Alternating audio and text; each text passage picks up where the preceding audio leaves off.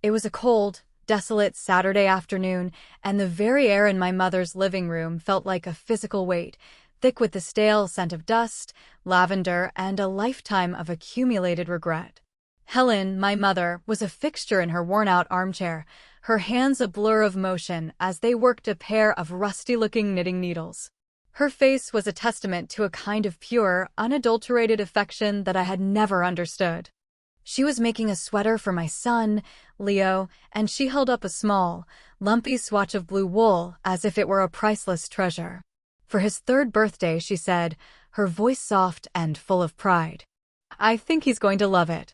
I stared at the thing, a wave of familiar, corrosive resentment washing over me. It was so. Helen.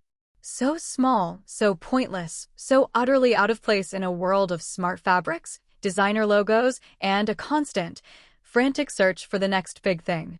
The wool was coarse, the stitching was hopelessly uneven, and the entire project was a relic from a different, far less demanding time, a time I had no use for. My own life was an intricate, carefully curated tapestry of appearances. My clothes were from expensive, minimalist boutiques, my furniture was Scandinavian modern, sleek and unforgiving, and my son's toys were all from a handful of trendy educational brands. We lived in a world where everything had a purpose, where every object and every action was a calculated statement about who we were and who we aspired to be. This sweater was a direct contradiction to my life's philosophy, a tangible slap in the face. It was a symbol of her life, a life I had always viewed as an embarrassing waste. She had this beautiful house, this prime real estate in a desirable neighborhood, and she had done nothing with it. She had lived a simple life of modest means and sentimental trinkets, while my husband, David, and I struggled to make our mortgage payments and keep up with the relentless demands of modern living. David was always in my ear, a constant, buzzing whisper of discontent, telling me we deserved more, that we had worked too hard, sacrificed too much, to be held back by an old woman and her old house. The house was not just a house, it was a symbol of all that she had failed to provide, and all that was rightfully ours. I forced a brittle smile, a mask of forced politeness. Mother, I said, my voice as sharp and precise as a broken piece of glass. Leo does not wear hand-me-downs. We do not do sentimental junk. It's an embarrassment. He has a closet full of clothes from the best children's stores, clothes that were actually made to last and not fall apart after one wash. Honestly, why do you waste your time with this nonsense? The words hit her like a physical blow. The needles clattered to the floor, the ball of wool bouncing away like a startled mouse. Her shoulders slumped, and for a moment, her face was a pure, unfiltered mask of hurt. But then something shifted. Her eyes, usually so soft and kind, turned to cold, hard stones. They held no tears, no sadness, just an unsettling emptiness. It was a look I had never seen on her before, a glimpse into a depth I did not know existed. I brushed it off as a new phase of old-age stubbornness. She was probably just pouting because she could not accept that her antiquated ways were irrelevant. The world had moved on, and it was my duty to make her understand that, to drag her, kicking and screaming if necessary, into the 21st century. I picked up the dropped ball of wool and placed it on the armrest, a gesture of superiority, not of kindness. I told myself that my actions were justified, that this house, this future, was my responsibility to secure. It was for my family, for Leo. I would not let her sentimentality and emotional immaturity stand in the way of what was necessary. And as I left, I made a silent vow. The time for gentle suggestions was over. It was time to take matters into my own hands. I would start small, a series of little adjustments, little changes, all for her own good, of course. My mother, Helen, a woman who had given me everything, was about to lose it all. I was simply protecting our future from her reckless emotional spending and her refusal to see the world as it truly was. The first step was to discredit her, to weave a subtle but pervasive narrative that would justify all my future actions. It was easy enough. People already expected the elderly to be a bit eccentric, a little off. I started with a quiet, concerned whisper to our neighbors, Mrs. Evans and Mr. Henderson. My mother has been so forgetful lately, I would say, my voice laced with a performative sadness that I had mastered over the years. She misplaced her keys again, and she almost left the stove on. I am just so worried about her. We have had to do everything for her, you see. It is all getting to be so much. She is starting to believe things that are not true. I would subtly exaggerate her small quirks, turning her love for gardening into an unhealthy obsession that bordered on the deranged, and her quiet contemplation into zoning out for hours and having episodes.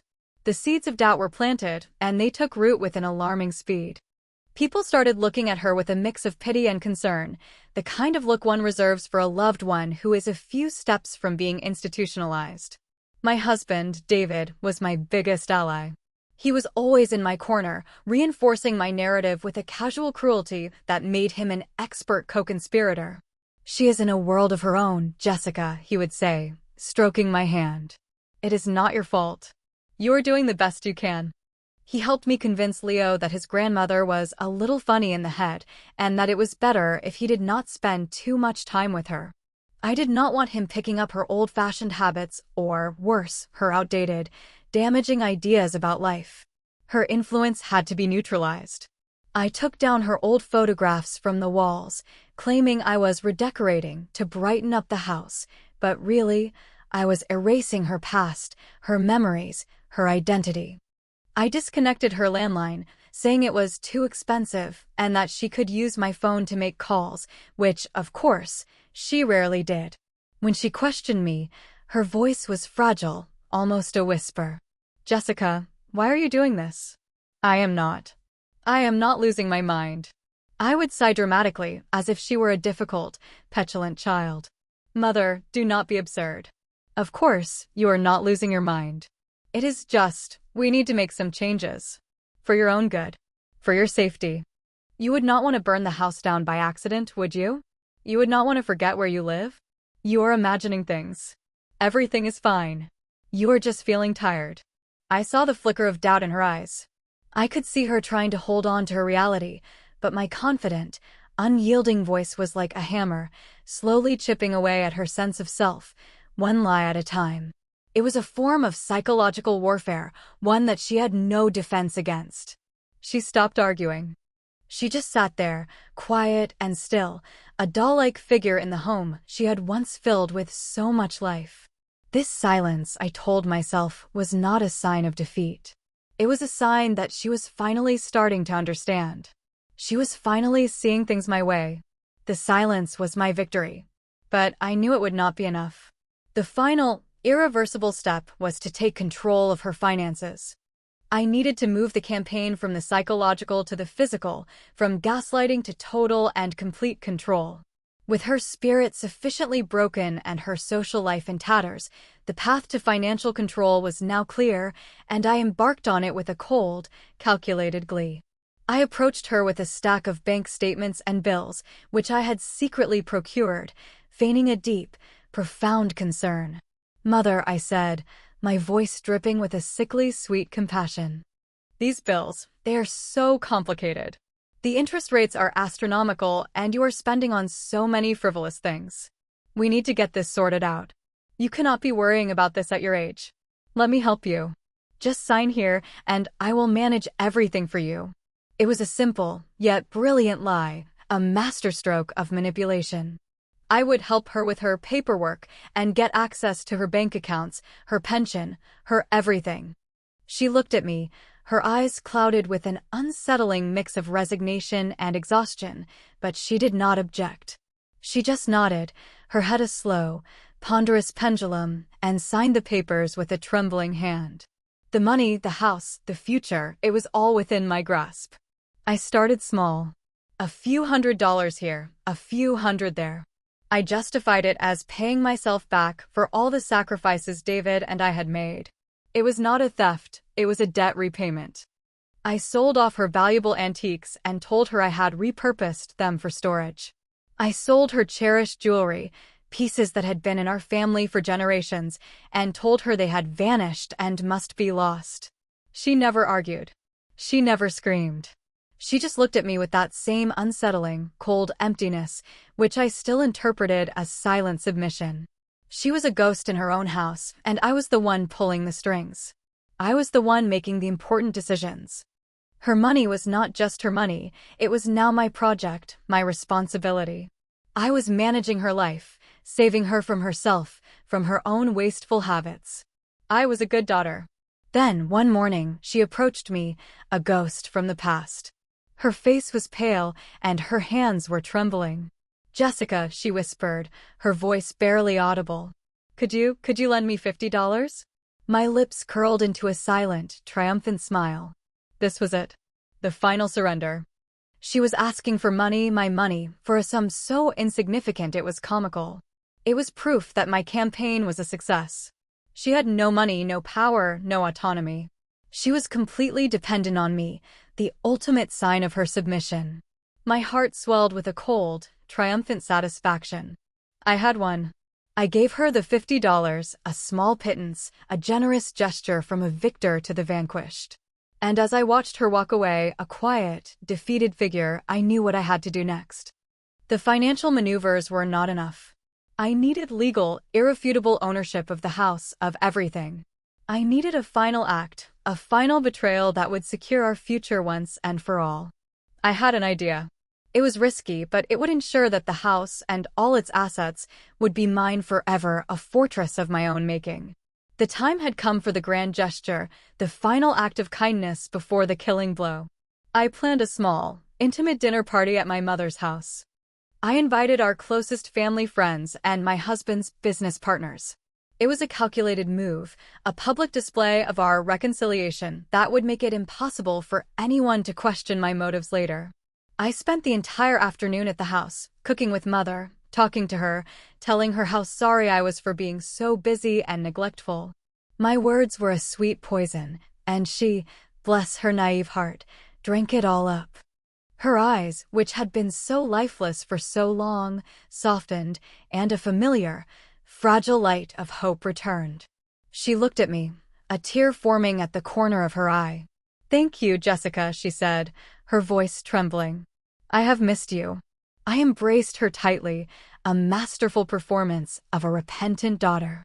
I told myself that this was for her own good, that I was simply doing what was necessary to secure our family's future. It was a small price to pay for the security of her home, a home that would finally fulfill its purpose. The party was a great success. I was the perfect hostess, my mother the perfect, quiet matriarch. She sat in her armchair, her hands clasped in her lap, a silent, beautiful prop in my carefully constructed play.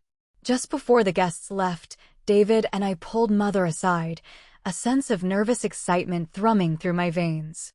"We need your signature on one last document, Mother," I said, my voice soft and reassuring, a lullaby of lies. "It's for the tax man. You know how complicated all this is. It will make everything easier for you, and we will handle all the details."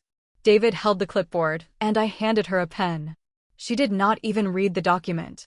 She just looked at me, her eyes filled with an all-consuming trust, and signed. That was it. The signature. It was the final piece of the puzzle. The document was not for taxes, it was a deed of transfer, legally giving me full ownership of the house. As she handed the pen back, a strange calmness settled over her face. The look was not one of defeat, but of serene, unsettling peace. "I hope you are ready for what comes next, Jessica," she said, her voice a low, clear whisper that cut through the celebratory hum of the room. I laughed, a sharp, disbelieving sound. "Ready for what, Mother? A nice long vacation? Do not be so dramatic." Her lips curled into a faint, knowing smile. It was a smile I did not understand then, a smile that would haunt me for years, a smile that held a secret I was not yet ready to know. With the document in hand, David and I made our excuses and left, leaving her alone in the house that was no longer hers. We went to our favorite restaurant to celebrate our victory. The future was ours.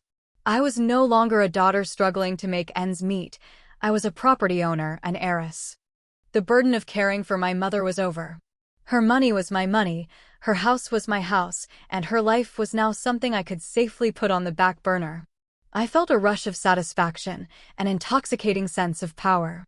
The humiliation, the gaslighting, the financial maneuvering, it had all been worth it. I was in control now. Little did I know, the real game had not even begun.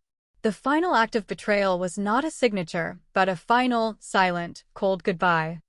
I had left her in ruins, and I was about to find out that she was not as broken as I thought. The next few days were a blur of triumphant bliss.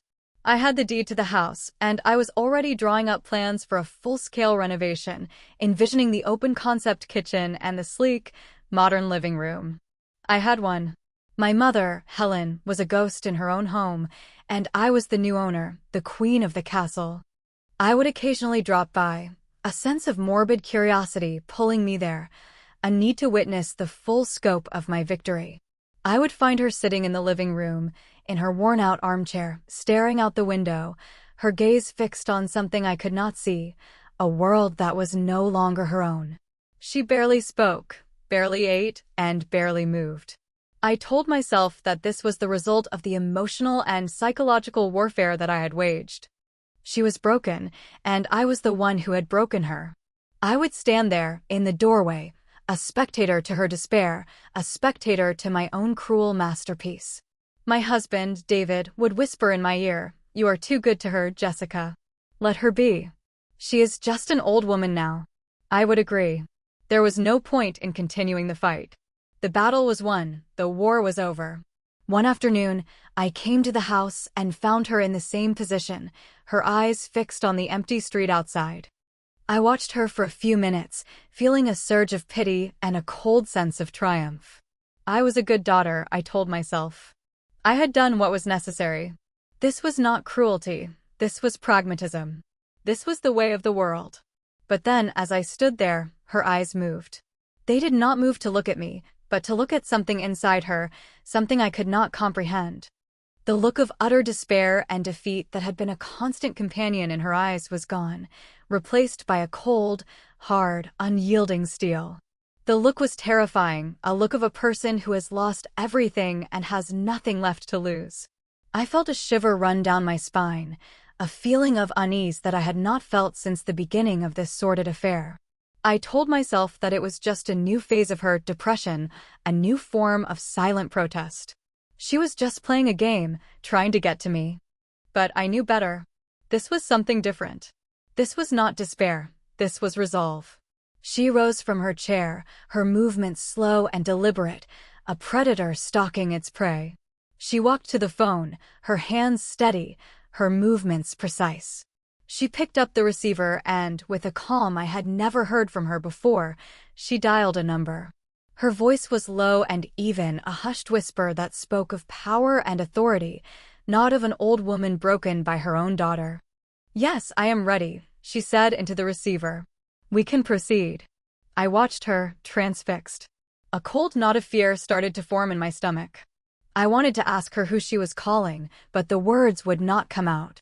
This was not the woman I had spent months manipulating and gaslighting. This was a stranger, a ghost with a purpose, a predator in a grandmother's body. The game was not over. It had just begun. And I was about to find out that I was not the queen of the castle. I was just another pawn in a game I did not even know I was playing. The phone call was the first sign. Then came the others. She started to leave the house, her movements quiet and purposeful. A taxi would pick her up in the morning and drop her off in the afternoon. She would come back with a serene, almost triumphant smile on her face, and when I would ask her where she had been, she would say, "Just running some errands, dear. You know, keeping a busy schedule."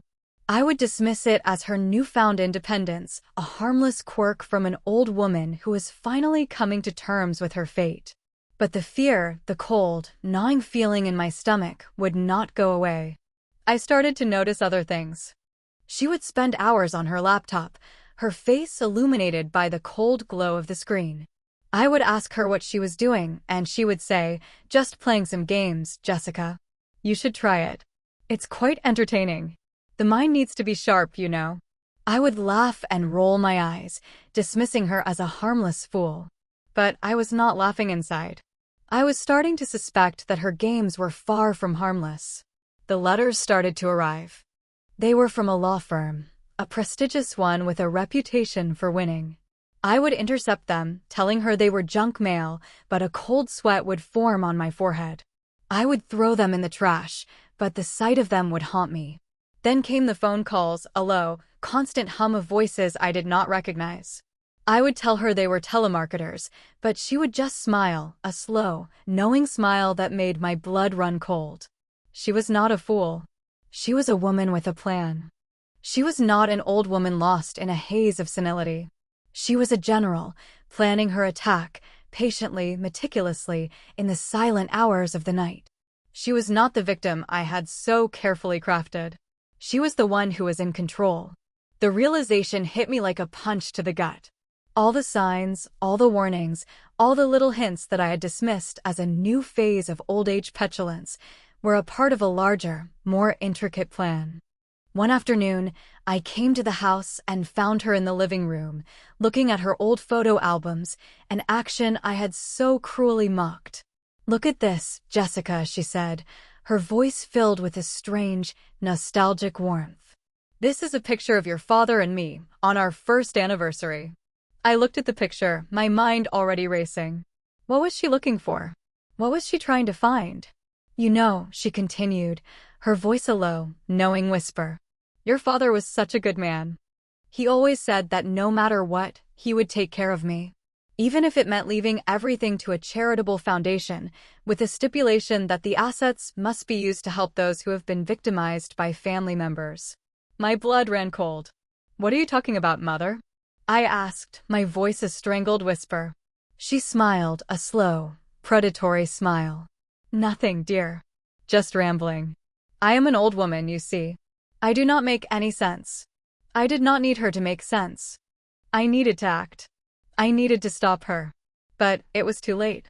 The phone rang and I answered it. It was my bank. My accounts had been frozen. I was a few seconds from total financial ruin.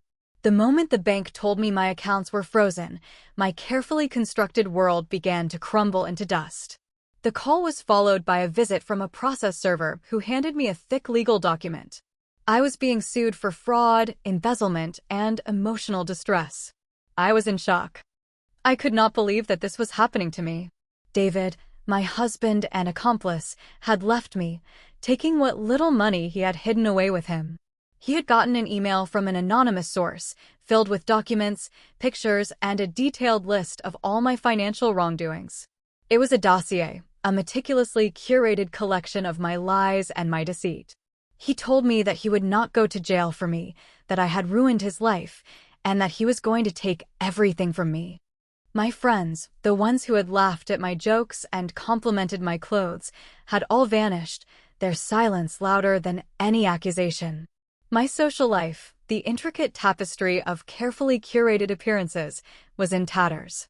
I was alone, a hollow shell in an empty house.